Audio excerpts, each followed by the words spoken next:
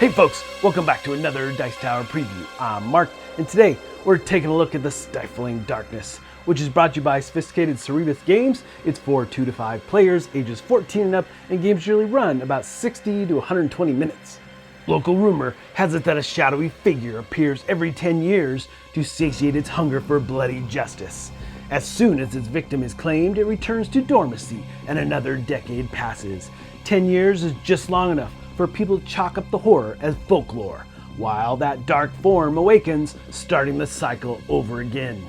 The Stifling Dark is a 1 versus many hidden movement horror board game with innovative line of sight mechanic, using your flashlight to illuminate the way. One player takes the role of adversary, whose goal is to prevent the other players, the investigators, from escaping through a variety of unique actions. As an investigator, your only goals are to survive and escape. Will you fix the car and drive out, or will you override the gate and try to sneak out? You, the investigators, will need to decide if you want to stick together and watch each other's backs or split up to race towards the exit. Either way, you must move quickly. The longer the game takes, the more chances the adversary has to stop you. So, a lot of this will seem familiar if you've played those 1 versus many games. Lots of games that do similar things, but what this one does so well is the story and theme, because you really feel like it's a race to achieve the goals set forth or to avoid the adversary, which there will be multitude of adversaries that you can choose from, which will have very different setups and so forth. In this particular prototype, you play as the investigators, well, some of you will play as investigators, and you're moving through the sawmill. You're trying to discover if the rumors about the butcher, who is the adversary, are true. Is this every 10-year cycle really happening? And you're looking for clues. Initially, that's all you're doing is searching around, looking for clues. And once you find enough clues, based on player count, will determine how many you need to find. Once you find enough of those clues, then you'll be presented with 3 new objectives, where either you're trying to escape the complex by a truck or by an electric fence you're trying to power. Obviously you have to power the truck as well to get out. You hope to all escape, or maybe you've decided it's time to stop this and take on the adversary. And in each of these objectives, you'll have a set of unique challenges. You'll have to gather pieces together in order to fulfill whatever it calls for, trying to escape or going after the butcher. Now, the thing I like about that is that you have some really interesting choices about, do we just run for it, or do we put an end to his 10-year cycle and try to remove him, finding the rope and getting the knife, trying to put him down, which I did fail at doing, but it was a lot of fun trying. And beyond getting the right items to fulfill the different objectives, you also have to find to be mindful of the butcher, where the butcher, he's going to be moving around in secret, and you do have your flashlight that you hope to illuminate areas and find him, or at least get an idea of where he was. But the butcher's main goal in this particular scenario is to just destroy one of the investigators. So you have the main board and a miniature version of the board, which is for the butcher or the adversary, and that will be played behind a screen, so obviously the players can't see what the butcher is up to. And there'll be a series of items and clues that only the butcher will know where they are, and through the course of the game you'll turn lights on in a room, or you'll use your flashlight to illuminate areas, allowing those tokens then to be moved to the main board so you can pick up items, find those clues that you're going to need to get towards the end of the game. So through the course of that, though, you have different spaces that you have to move around on. You have mostly dimly lit spaces, which is the circle. You also have your starting space at the bottom of the board, which is in green, but you have doors that you move through and windows. Windows can cause wounds. Yes, when you get 4 wounds, that will mean a death for that particular hero or investigator in the game. But you have other circles that are dotted when you move into buildings that is pitch black dark. You can't even see anything. So you're feeling your way through. So it's going to cost you 2 movement points for every one of those spaces you move through. Now, one of the interesting tactics you could do, one player can move into the room and turn his flashlight on and be the first player, so the other players can move in and freely move around looking for things and picking things up and doing whatever the objectives call for that you need to fulfill, or just looking for the butcher himself. And there's a series of obstacles around the map to block your line of sight, especially when you're using the flashlight. Things to keep in mind, like the trucks or trees or logs, different areas inside buildings with desks and things like that. So they're all clearly marked on the board so you know where you can see and so forth. And we'll take a closer look at how the flashlight works because it's one of the unique, really cool things. But you do have a character card, and all the characters are unique. They have a major ability and a minor ability that are unique to that character. Now, the major ability requires that you have a token to use. Once you use it, you'll take the token off. Now, there might be ways to get that back, but in general, you'll use it, so you want to use it sparingly and use it at the right moment.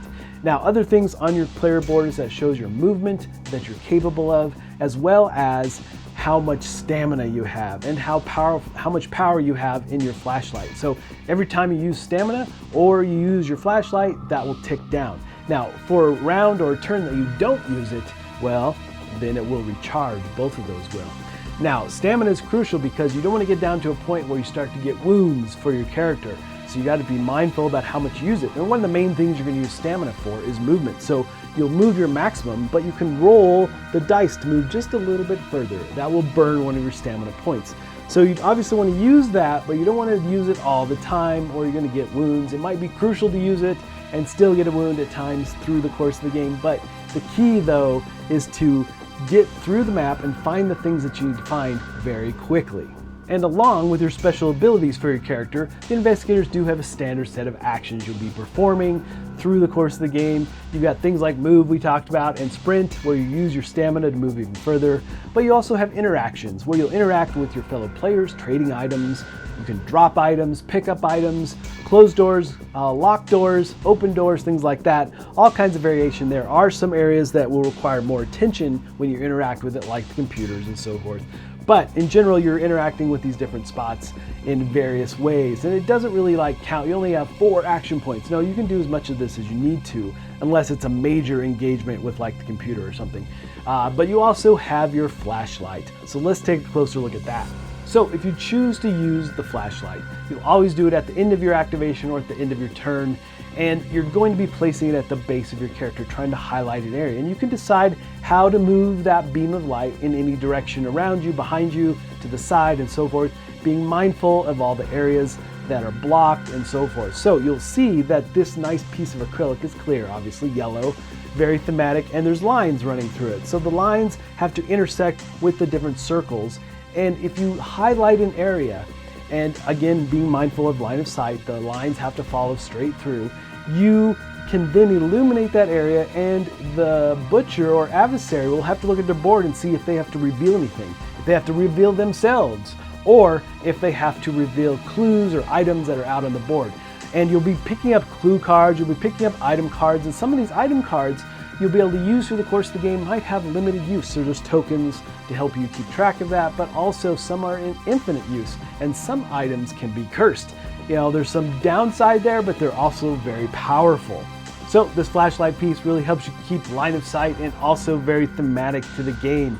And using it at the end of your turn, especially like I said, if you're the first player, illuminating an area so others can move in and explore, especially in those pitch dark rooms.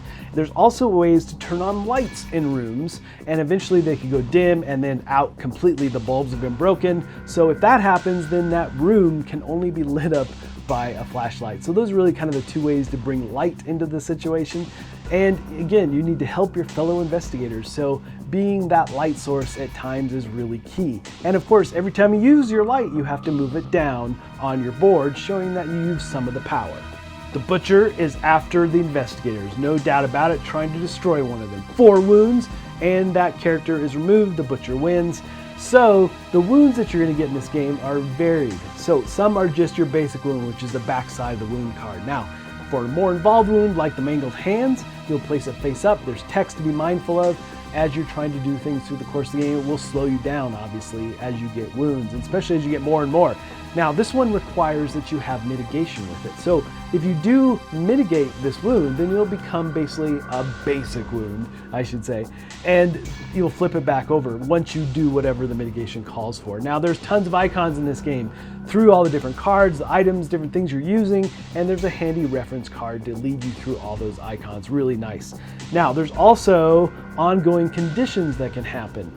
And one of the favorites of the butcher is bleeding, cause you even more wounds. So the different conditions and different mitigation all play into the different wounds you can get and so forth. but you have to be very mindful because you don't want to get 4 of these. So all the adversaries in this game are going to be unique and have different things and different types of cards that they play. And the cards that you're going to have are things like attack cards and ability cards. All that is set up based on player count. But the Butcher here, all his actions are listed on his card. He can move and he can also sprint without penalty. He doesn't have to pay a stamina point to do that.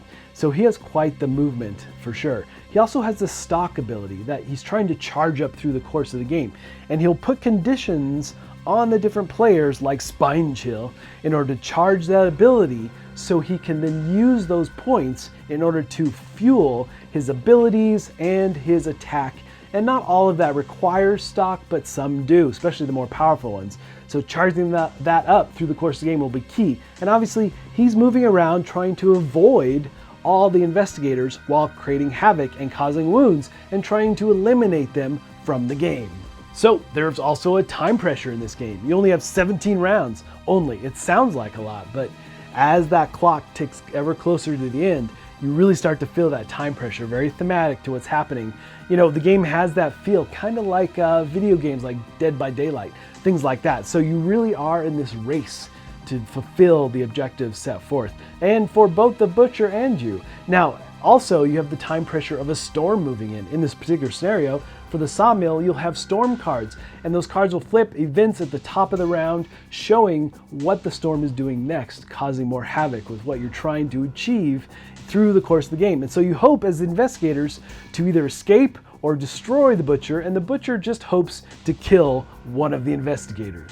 All right, folks, just a reminder once again, this has been a Dice Tower paid preview, and everything you've seen here has been in prototype form, so keep a close eye on the campaign for any changes that still may occur. Now, with that said, there's lots of different cards. There's clue cards that can help the investigators. There's items that help the investigators as you move through the course of the game. There's all kinds of tokens that get placed out on the board for noise and for the last place you saw the Butcher in this particular scenario. And that's also really crucial because all the different adversaries are going to work differently and all the scenarios are going to be unique, which I really find interesting. I can't wait to see and play with some of those other variables in the game.